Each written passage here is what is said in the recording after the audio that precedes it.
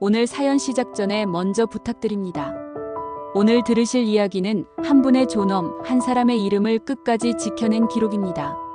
구독과 좋아요는 이 채널이 더 많은 어르신들의 목소리를 지키는 큰 힘이 됩니다. 또 들으시면서 마음에 남는 대목이 있다면 댓글로 응원도 남겨주세요. 그 짧은 한 줄이 누군가에게는 손을 꼭 잡아주는 온기가 됩니다. 이 이야기는 보상금 8억은 우리 거야. 어머니는 서류상 이미 의사결정 못하는 사람이라니까. 이 한마디에서 시작됩니다. 장례식장 복도에는 아직 국화 냄새가 남아 있었습니다. 평생 곁을 지켜준 남편을 보낸 주인공, 작은 체구에 굳은 살 박인 손을 가진 한 할머니는 하얗게 마른 얼굴로 조문객을 맞고 있었습니다. 목에는 오래된 목도리가 걸려 있었고 슬픔을 가눌 틈도 없이 서 있었습니다. 그 곁에서 아들은 의자를 끌어주며 어깨를 토닥였고 며느리는 커다란 두툼한 봉투를 남몰래 주머니에 넣었습니다. 빈소한 향은 가늘게 떨리고 있었습니다. 이 할머니는 작은 동네에서 직접 손을 보태 지은 집을 지켜온 사람이었습니다. 마당에는 감나무 2그루가 서 있었고 그 감나무는 계절마다 약속처럼 열매를 맺었습니다. 재개발 바람이 불면서 동네에는 통지서가 여러 번 날아왔습니다. 이사비, 보상금, 조합 절차, 명도 일정. 하지만 자식들은 바빴습니다. 1년에 한두 번 얼굴을 보여도 명절 때뿐이었습니다. 장례식 다음 날 아들은 말했습니다. 어머니, 요즘 절차 복잡해요. 이주비도 나오고 서류는 제가 챙길게요. 아들은 다 맡아주겠다는 태도였고 어머니는 슬픔에 겨운 채 그 말의 무게를 다 헤아릴 여유가 없었습니다. 비가 오던 이른 새벽, 며느리는 따뜻한 보리차를 내오며 말했습니다. 새로 끓였어요. 몸 상하니까 어머니는 쉬세요. 할머니는 한 모금을 삼켰습니다. 이상하게 속이 조금 어지러웠습니다. 그 사이 며느리는 부엌 서랍을 열었다 닫았습니다. 집안에 늘 있던 도장통이 낯설게 비어 있었습니다. 할머니는 그때 그 사실을 깊이 느끼지 못했습니다. 그저 창밖을 가만히 바라보았습니다. 바람에 흔들리는 가민만 멍하니 보고 있었습니다. 이후 주민센터 창구 앞에서 아들은 서류를 내밀며 말했습니다. 어머니 건강이 안 좋아서요. 제가 위임받았습니다. 담당자는 고개를 끄덕였습니다. 며느리는 옆에서 조용하게 미소를 지으며 덧붙였습니다. 어머니 많이 힘드세요. 잠깐만요. 그 자리에서 서류 위에는 잉크가 올려졌고 도장이 찍혔습니다. 할머니는 무언가 말을 하려 했지만 입안이 마르고 혀가 굳어 제대로 나오지 않았습니다. 남편의 기일 날짜만 중얼거렸습니다. 하지만 아무도 듣지 않았습니다. 동네에는 곧 소문이 돌기 시작했습니다. 치매가 오셨대. 요양원 알아본다더라. 이웃들의 말 속에서 이 할머니는 순식간에 안쓰러운 사람, 이제 결정 못하는 사람이 되었습니다. 그러나 본인 마음은 달랐습니다. 머리는 조금 느려졌을지 몰라도 눈은 정확히 기억하고 있었습니다. 도장이 어디 있었는지, 누가 언제 어떤 서랍을 열었는지. 그래서 할머니는 밤마다 노트를 썼습니다. 글씨는 떨렸지만 적었습니다. 언제 누가 무슨 말을 했는지. 버티는 방식이었습니다. 기억을 도둑맞지 않기 위한 싸움이었습니다. 그 사이 조합 사무실에서는 일이 빠르게 굴러가고 있었습니다. 아들과 며느리는 위임장, 인감증명서, 의료소견서까지 제출했습니다. 서류는 완벽해 보였습니다. 모든 게 이미 준비된 것처럼. 며느리는 브로커와 고개를 끄덕였습니다. 브로커는 말했습니다. 걱정 마세요. 어르신들은 절차 힘들어하니까. 절반은 수수료로 빠져도 우리한테는 남는 장사지. 그 말투는 너무나 익숙한 장사꾼의 언어였습니다. 돈 되는 일이라는 표정. 한 사람의 집과 인생이 아니라 단순한 물건처럼 다루는 말투였습니다. 집으로 돌아오는 길, 골목가로등 아래에서 한 이웃이 할머니를 붙잡고 말했습니다. 큰아들이 다 알아서 해준다면서요? 좋으시겠어요. 할머니는 억지로 웃었습니다. 하지만 손은 떨리고 있었습니다. 집에 도착해 문고리를 잡았다가 여러 번 놓았습니다. 안방 서랍을 열었습니다. 장부가 사라졌습니다. 비상금 봉투도 없었습니다. 그녀는 빈 서랍에 손을 넣고 한참 동안 멈춰 있었습니다. 그 순간 마음 한켠에서 무언가 딱 하고 부러지는 소리가 들린 것 같았습니다. 며느리는 자주 외출을 했습니다. 돌아와서는 말했습니다. 어머니, 요양원 상담 다녀왔어요. 요즘 어르신들은 다 그렇게 지내요. 편해요. 하지만 할머니는 고개를 저었습니다. 이 집은 그냥 벽과 바닥이 아니었습니다. 남편과 함께 쌓아 올린 시간, 아이들을 키워낸 기억, 마당에서 감을 따 말리며 겨울을 나던 약속의 자리였습니다. 기도하던 자리였습니다. 할머니는 말없이 문턱을 닦으며 생각했습니다. 나는 여기서 나가지 않는다. 그러던 어느 날 저녁, 둘째 손주가 찾아왔습니다. 대학생인 손주는 조심스럽게 물었습니다. 할머니, 도장이 어디 갔어요? 할머니는 장롱 속 낡은 양복 주머니를 뒤졌습니다. 없었습니다. 손주의 표정이 굳어졌습니다. 손주는 말했습니다. 삼촌이 인감증명도 떼갔대요. 할머니 허락 없이. 제가 들었어요. 주민센터에 아는 분이 있어서. 그 순간 할머니의 등줄기로 차가운 것이 흘렀습니다. 하지만 목소리는 단단했습니다. 증거부터 모으자. 이건 감정의 싸움이 아니라 기록의 싸움이라는 걸 할머니는 직감하고 있었습니다. 다음 날 새벽, 손주는 작은 카메라 하나를 들고 움직였습니다. 조합 사무실 앞에서 브로커와 직원들 사이에 앉아 휴대폰 녹음 버튼을 눌렀습니다. 그때 들려온 건 며느리의 전화 통화였습니다. 네. 위임장 다 됐죠. 도장은 제가 찍었어요. 어르신 손은 떨려서 대신 해달라고 하셨다고 하면 돼요. 손주는 숨을 죽였습니다. 컵을 입술에 댔지만 음료는 넘어가지 않았습니다. 그 한마디가 얼마나 큰 증거가 될지 이미 알고 있었기 때문입니다. 해질 무렵 손주는 다시 할머니의 집으로 와 말했습니다. 할머니, 녹음했어요. 그리고 조합에서 나오는 CCTV도 있대요. 서류에 도장 찍고 나오는 삼촌, 작은 엄마 모습이 찍혔어요. 근데 그 시간 할머니는 거기 간 적이 없었다고 하셨어요. 그게 그대로 남아있어요. 할머니는 그 말을 듣고 조용히 웃었습니다. 오랜만에 가슴 안이 따뜻해졌습니다. 누군가 자기 편에 서 있다는 것. 그 사실 하나만으로도 다시 버틸 힘이 생겼습니다. 하지만 그 직후 일이 터집니다. 집 때문에 빨간 스티커가 붙었습니다. 명도 준비. 관리사무소 직원은 말했습니다. 일정에 따라 나가셔야 합니다. 이미 보상금은 지급됐고 임시 거처가 마련돼 있어요. 할머니는 그 말을 듣고 귀를 의심했습니다. 언제, 누구에게, 어떤 계좌로. 자기 앞으로 들어와야 할 재개발 보상금 8억이라는 돈은 이미 다른 이름으로 흘러가고 있었습니다. 아들의 번호는 꺼져 있었고 며느리의 메시지는 짧았습니다. 어머니, 저희 집에 계시다 요양원으로 가요. 다들 그렇게 해요. 거부할 선택지를 주지 않는 말투였습니다. 당신은 이제 우리 관리 하에 들어와야 한다는 선언처럼 들렸습니다. 그날 밤 집은 이상할 만큼 어둡고 넓었습니다. 할머니는 생각했습니다. 이 집에서 남편을 보내고 이 집에서 아이들을 키웠다. 이 집은 내 살아온 시간 그 자체인데 이게 서류 몇 장으로 옮겨질 수 있다고. 분노가 올라왔지만 울지 않았습니다. 대신 노트를 꺼냈습니다. 그리고 또박또박 적었습니다. 언제, 누가, 어떤 말을 했는지. 떨리는 손으로 선을 그으며 자신을 지워버리려는 사람들보다 더 오래 버티겠다고 다짐했습니다. 다음 날 손주는 변호사와 함께 집에 찾아왔습니다. 검은 재킷을 입은 변호사는 자리에 앉아 할머니의 눈을 또렷하게 바라보며 말했습니다. 제가 도울게요.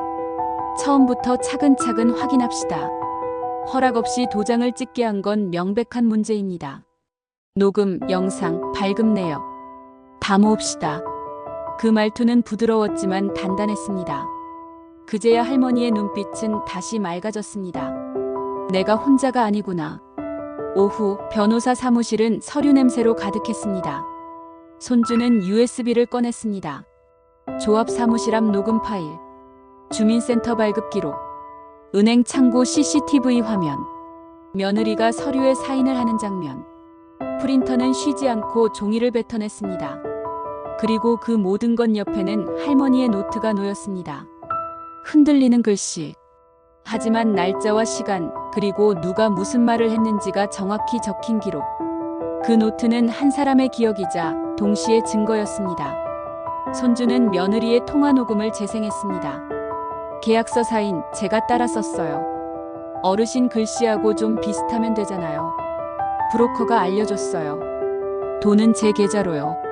남편한테는 비밀로 해요. 나중에 반은 준다고 했다고 하면 되죠. 변호사는 즉시 그 파일들을 정리하며 이름을 붙였습니다. 위임장 서명 대조, 은행 CCTV 시간 대별, 녹취 날짜 시간. 하나하나가 법정을 향한 길이었습니다.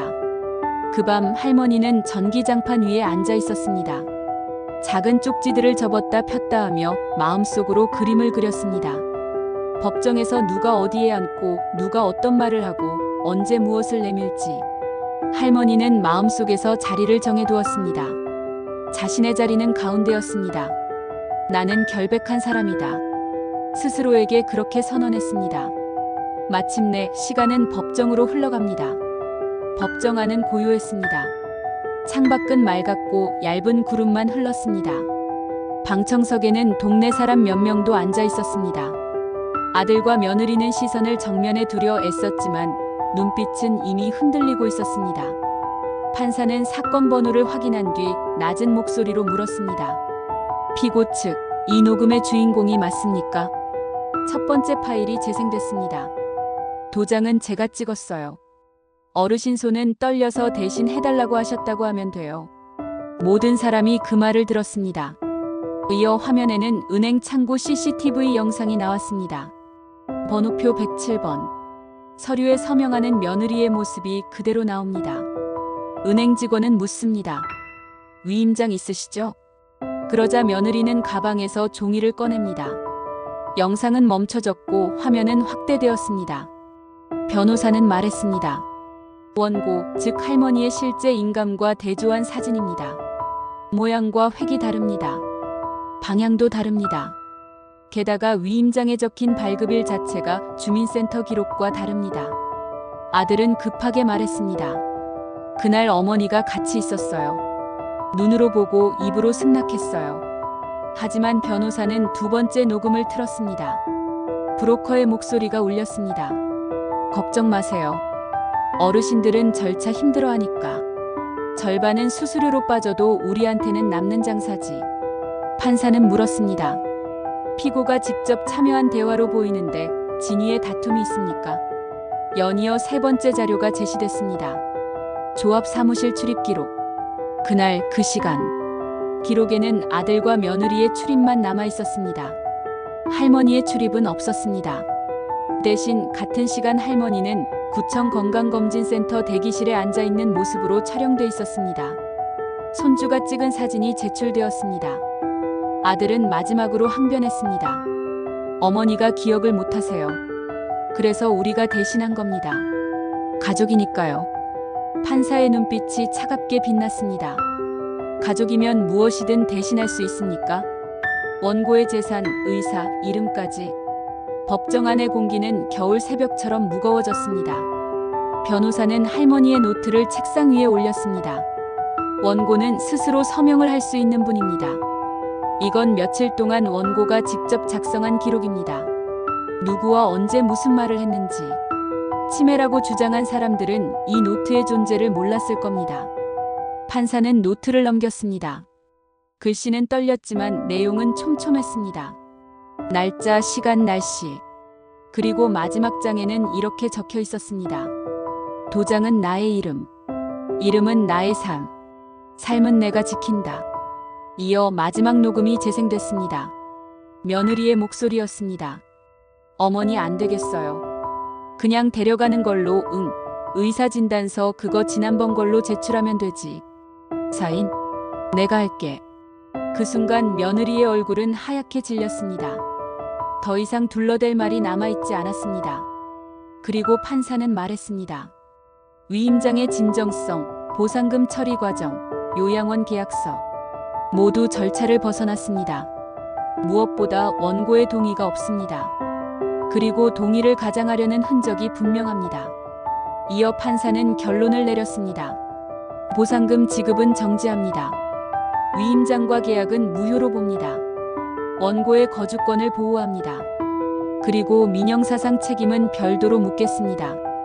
그 순간 법정의 공기는 길게 멈췄다가 한꺼번에 풀렸습니다. 며느리의 어깨는 축 처졌고 아들의 눈빛은 흔들렸습니다.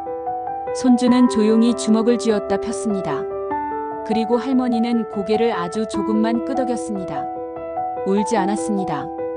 다만 마음속으로 이렇게 말했습니다. 늦었지만 정한 것은 온다. 하루가 지나고 대문 앞에 붙어있던 빨간 스티커는 떼어졌습니다.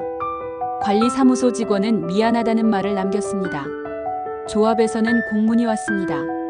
보상금 지급 절차를 보류합니다. 근거 없는 위임에 대한 재확인 필요. 이제 빈 서랍은 빈 서랍이 아니었습니다. 빼앗긴 것이 돌아오는 중이었습니다. 아들과 며느리는 집으로 와서 사과했습니다. 어머니 잘못했습니다. 욕심이었습니다. 할머니는 담담하게 말했습니다. 잘못은 법에서, 용서는 마음에서. 법은 이미 일을 했다. 너희는 해야 할 책임을 해라. 시간을 들여 내 이름을 돌려줘라. 그 말은 흔들리지 않았습니다. 엄마니까 뭐든 받아주던 그 예전의 질서는 이제 끝났습니다. 그녀는 엄마이면서 동시에 한 사람으로 앉아 있었습니다. 그 뒤로도 모든 게 예전처럼 돌아간 건 아니었습니다. 식탁 자리도 조금 달라졌고 말의 온도도 예전 같지는 않았습니다. 하지만 한 가지는 분명했습니다. 손주는 계속 왔습니다. 일주일에 한 번은 꼭 와서 밥을 먹고 장을 보고 창틀을 닦고 서류를 챙겼습니다. 가끔은 변호사도 들렀습니다. 차 한 잔 앞에서 셋은 웃기도 했습니다. 그 장면은 조용했지만 아주 단단했습니다. 가족이라는 말의 의미가 새로 다시 쓰이고 있었습니다. 피로 묶인 관계가 아니라 서로의 이름을 지켜주는 약속으로. 할머니는 급하게 돈을 쓰지 않았습니다. 보상금을 어떻게 쓸지 서두르지도 않았습니다. 우선 거처를 정리하고 조합과의 협의를 다시 시작했습니다. 이번에는 투명하게 문서대로 한 글자 한 글자 확인하면서 이해되지 않는 부분은 손주에게 물었습니다. 그리고 변호사에게 다시 확인한 뒤 도장을 찍었습니다. 그 도장은 이번에는 따뜻했습니다. 잉크는 선명하게 번졌고 종이 위에 찍힌 무늬는 더 이상 도둑 맞는 느낌이 아니었습니다. 자신의 이름이 다시 자신의 것이 되는 순간이었습니다. 동네 사람들의 말도 바뀌었습니다. 할머니가 이겼대. 억울한 일은 밝혀지더라. 그 소문은 이제 이 할머니를 불쌍한 사람으로 만들지 않았습니다. 대신 이런 이름을 붙였습니다. 버틴 사람. 끝까지 포기하지 않은 사람. 할머니는 문턱을 닦으며 생각했습니다. 내 손은 평생 바닥을 닦았지만 더러웠던 건 바닥이 아니었다. 욕심이었다. 욕심은 닦이지 않는다. 그래서 기록하고 보여주고 판단받게 했다. 그래야 깨끗해진다. 시간이 흐르면서 어느 맑은 오후에 할머니는 휴대폰 카메라를 들었습니다. 마당을 찍었습니다. 감나무 잎 사이로 햇빛이 스며들고 있었습니다. 그 빛은 조용했지만 확실했습니다. 이제는 아무도 그 장면을 지워버릴 수 없었습니다. 할머니는 마지막으로 노트에 한 줄을 더 적었습니다. 정의는 늦어도 온다. 기다린 자의 손에 잡힌다. 오늘의 이야기는 여기까지입니다. 끝까지 함께 해주셔서 고맙습니다. 누군가의 이름과 집을 지켜주신 마음, 화면 너머에서도 분명히 전해집니다. 여러분은 어떻게 생각하시나요? 댓글로 남겨주세요. 그리고 구독과 좋아요는 이 채널이 더 많은 분들의 억울함을 밝히고 더 많은 어르신의 이름을 지켜내는 데 큰 힘이 됩니다. 다음 이야기에서 또 뵙겠습니다.